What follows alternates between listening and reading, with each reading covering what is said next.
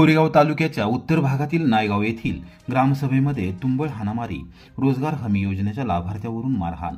कोरेगाव तालुक्याच्या उत्तर भागात असलेल्या नायगाव येथे शुक्रवारी सकाळी 10 वाजण्याच्या सुमारास झालेल्या ग्रामसभेत रोजगार हमी योजनेच्या लाभार्थ्यांची नावे व मजुरीच्या वाटपाच्या मुद्द्यावरून गोंधळ उडाला।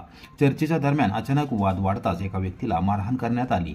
या हाणामारीची फलटण कोरेगाव विधानसभा मतदारसंघात चांगली चर्चा रंगली आहे। कोरेगाव पंचायत समिती कार्यालयातून शनिवारी सकाळी 10 वाजण्याच्या सुमारास मिळालेल्या माहितीनुसार ग्रामपंचायत सभागृहात झालेल्या ग्रामसभेत काही लाभार्थ्यांनी रोजगार हमी योजनेत अन्याय झाल्याची तक्रार मांडली। या मुद्द्यावरून बोलचाली वाढली, त्यामुळे काही काळ तणावाचे वातावरण निर्माण झाले। त्यानंतर बोलाचाली वाढली आणि प्रकरण हातघाईवर आले। त्यातून एका लाभार्थ्यास मारहाण झाली।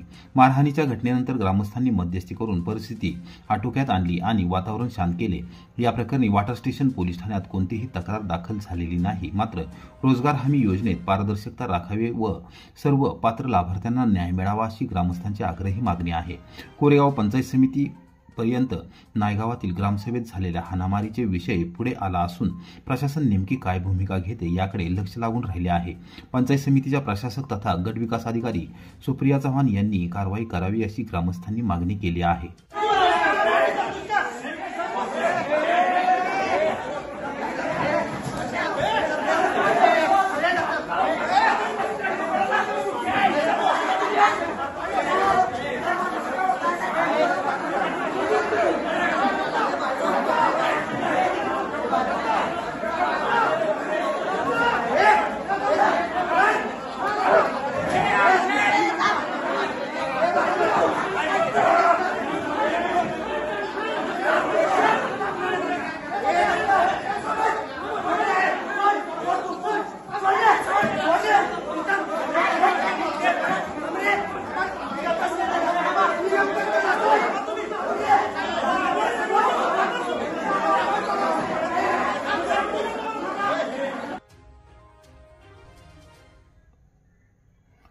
दुर्गळवाडी ग्रामस्थांच्या न्याय हक्कासाठी खासदार नितीन काका पाटील यांचा पुढाकार, थेट जिल्हाधिकाऱ्यांची घेतली भेट।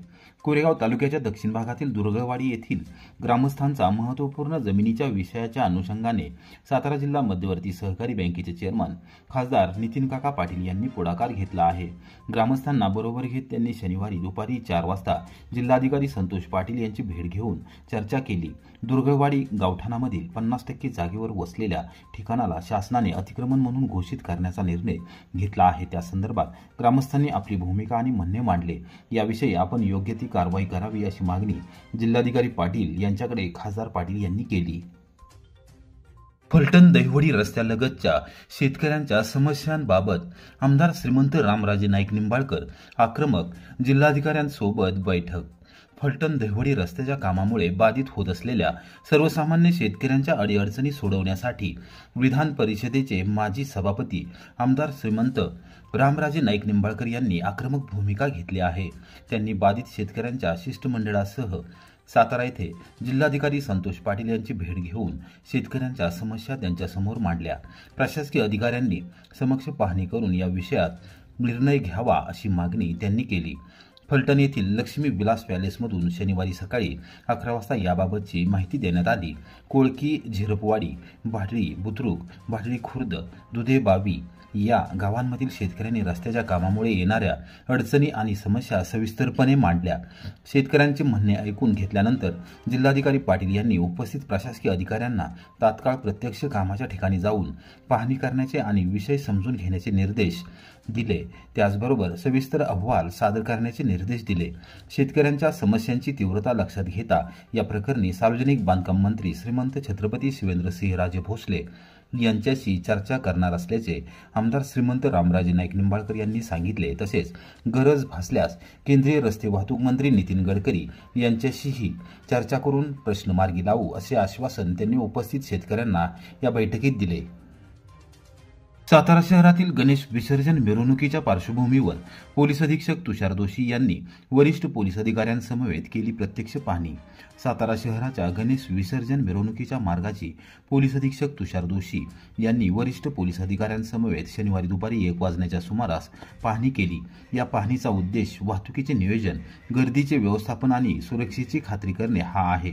वाहतूक व्यवस्थित करावे लागणारे आवश्यक बदल, नेमला जाणारा पोलीस बंदोबस्त आणि नागरिकांच्या सोयीसाठी उपाययोजनांचा समावेश असल्याचे दोशी यांनी पत्रकारांना सांगितले। मिरवणूक मार्गावर होणारी गर्दी नियंत्रित करण्यासाठी आणि कायदा व सुव्यवस्था राखण्यासाठी पोलीस दलाच्या वतीने उपाययोजना करण्यात येणार असल्याचे त्यांनी स्पष्ट केले। पोलीस दल गणेश विसर्जन मिरवणुकीच्या दिवशी चोख बंदोबस्त ठेवण्यासाठी सज्ज असल्याचे त्यांनी निदर्शनास आणून दिले।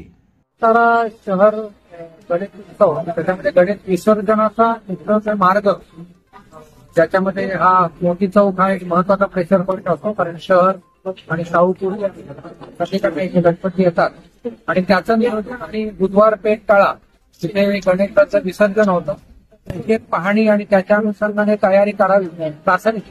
नंतर एक मुख्य आम्ही हे करू म्हणून एक प्राथमिक तयारी असावी, जेणेकरून काही सूचना आम्हाला देता येतील, काही त्याच्यामध्ये मार्ग सांगता येतील। त्या अनुषंगाने आजची भेट होती आणि तसा मार्ग बघण्यात आलेला आहे। तसा स्टॅटिक मार्ग आहे, रेग्युलर आहे, हा प्रेशर पॉईंटच आहे, त्यामुळे त्याचं कसं नियोजन करता येईल गणेश उत्सवात जास्तीत जास्त सुखकर होईल हे नियोजन आहे आणि ह्या अनुषंगात भेट। धन्यवाद। फलटणमधील गणेश विसर्जन मिरवणुकीत डॉल्बी लावल्यास थेट गुन्हे दाखल करणार वरिष्ठ शहर पोलीस निरीक्षक हेमंत कुमार शहा यांचा इशारा। फलटण शहरातील आगामी गणेश विसर्जन सोहळ्याच्या पार्श्वभूमीवर कायदा व सुव्यवस्था बाधित राखण्यासाठी पोलीस दल सक्रिय झाले आहे। गणेश विसर्जन मिरवणुकीतील वाद टाळण्यासाठी पारंपरिक मार्गात बदल करण्याची मागणी नागरिकांकडून होत असतानाच दुसरीकडे डीजे लावल्यास थेट गुन्हे दाखल करण्याचा सक्त इशारा वरिष्ठ शहर पोलीस निरीक्षक हेमंत कुमार शहा यांनी दिला आहे। शहा यांच्या अध्यक्षतेखाली पोलीस ठाण्यामध्ये शनिवारी सकाळी 11:30 वाजता शहरातील गणेशोत्सव मंडळांची बैठक झाली। त्यावेळी त्यांनी पोलीस दलाची स्पष्ट भूमिका विशद केली। बैठकीदरम्यान आणि शहरातील चर्चेनुसार विसर्जन मिरवणुकीचा मार्ग बदलण्याची गरज असल्याचे मत माजी उपनगराध्यक्ष सुनील मठपती यांनी व्यक्त केले। सर्व मंडळे गजानन चौक ते राम मंदिर येथे एकत्र येत असल्याने चढाओढीतून वाद होतात, हे टाळण्यासाठी मार्ग बदलणे आवश्यक आहेत, असे त्यांनी निदर्शनास आणून दिले। रविवार पेठ तालीम गणेशोत्सव मंडळाचे अध्यक्ष नितीन चोरमले यांनीही मंडळांना ठराविक वेळ नेमून देण्याची आणि जवळच्या मार्गाने विसर्जनास परवानगी देण्याची मागणी केली, जेणेकरून वाद आणि प्रेक्षकांची धक्काबुक्की टाळता येईल, असे स्पष्ट केले। सध्या मंडळांचा भर देखाव्यांपेक्षा डीजेवर जास्त आहे, मात्र डीजेमुळे मानवी आरोग्यावर गंभीर परिणाम होतात आणि कायदा व सर्वसामान्य नागरिक यांच्या विरोधात आहेत। यंदा मिरवणुकीत डीजे वाजल्यास आवाजाची पातळी न तपासता थेट गुन्हे दाखल केले जातील आणि डीजे सिस्टीम जागेवरच जप्त केली जाईल। वरिष्ठ कार्यालयाकडूनही याबाबत कडक कारवाईचे आदेश आहेत, असे हेमंत कुमार शहा यांनी सांगितले। या कारवाईत दारू पिऊन धिंगाणा घालणाऱ्यांवर आणि आरटीओच्या नियमांचे उल्लंघन करणाऱ्या वाहनांवर गुन्हे दाखल करण्यात येणार आहेत। गेल्या वर्षी शहरात 5 गुन्हे दाखल झाले होते, मात्र यंदा नियमभंग करणाऱ्यांवर 100% कारवाई होणार असल्याचे शहा यांनी स्पष्ट केले। बैठकीस पोलीस उपनिरीक्षक नितीन शिंदे यांच्यासह शहरातील विविध गणेश मंडळांचे पदाधिकारी, कार्यकर्ते व नागरिक यावेळी उपस्थित होते। गणेशोत्सव मंडळांवर कारवाई करताना काही मंडळांचा असा भ्रम असेल की नॉईस मीटर लेवलमध्ये आपलं रीडिंग नाही आलं तर आपण त्यातून सुटून गेलो, तर तसं नाही आहे। आपला BNS भारतीय न्याय संहिता हा नवीन कायदा आहे, त्यामध्ये थोडी कलमं आपल्या रेफरन्ससाठी सांगतो। कलम 286 आहे, आपण जे गाडीवर पेट्रोलचा कॅन ठेवता तो कॅन नीट ठेवला नाही म्हणून 286 प्रमाणे आपल्यावर गुन्हा दाखल होऊ शकतो, त्याला 6 महिने कारावास आणि 5,000 रुपये दंड आहे। कलम 223 पोलिसांचा आदेश न पाळणं, याच्यावर सुद्धा गुन्हा दाखल होऊ शकतो, 1 वर्ष कारावास 5,000 रुपये दंड आहे। सार्वजनिक ठिकाणी उपद्रव केला, कलम 292, कलम 285 BNS, हे सर्वांनी लक्षात ठेवावं। कलम 285 BNS, लोकांना जाण्यास अडथळा केला रस्त्यावरून किंवा त्यांना धोका होईल, नीट जाता येणार नाही अशी जरी व्यवस्था केली तरी त्या मंडळांवर गुन्हा दाखल होईल। ट्रॅक्टर वगैरे वरून आपण एक्स्ट्रा व्यवस्थित केलेला नसतो, तो गुन्हा त्याच्यामध्ये असतोच। कलम 70 मध्ये मंडळाच्या जे कोण आवाज निर्माण करतील आणि त्याला कारणीभूत असणाऱ्या लोकांना अटक करणे, आणि तो डीजे जप्त करणे, तो ट्रॅक्टर जप्त करणे हे अधिकार पोलिसांना आहेत. आणि या कलम 70 अन्वये जर पोलिसांनी ते साहित्य जप्त केलं आणि जर ते नंतर सोडवायचं असेल तर माननीय जिल्हा दंडाधिकारी यांच्या आदेशाशिवाय ते सुटू शकत नाही. त्यामुळे प्रत्येक मंडळांनी दक्षता घ्या की माननीय कलेक्टर साहेब, जिल्हा दंडाधिकारी जोपर्यंत आदेश देणार नाही तोपर्यंत तुमचा ट्रॅक्टर किंवा साहित्य हे सुटू शकणार नाही आणि पोलिसांकडून हे नक्कीच जप्त केलं जाईल. पर्यावरण संरक्षण अधिनियम अन्वये सुद्धा कारवाई होते. त्याच्यामध्ये 1 लाख रुपये दंड आणि 5 वर्ष कारावास अशी ही शिक्षा आहे.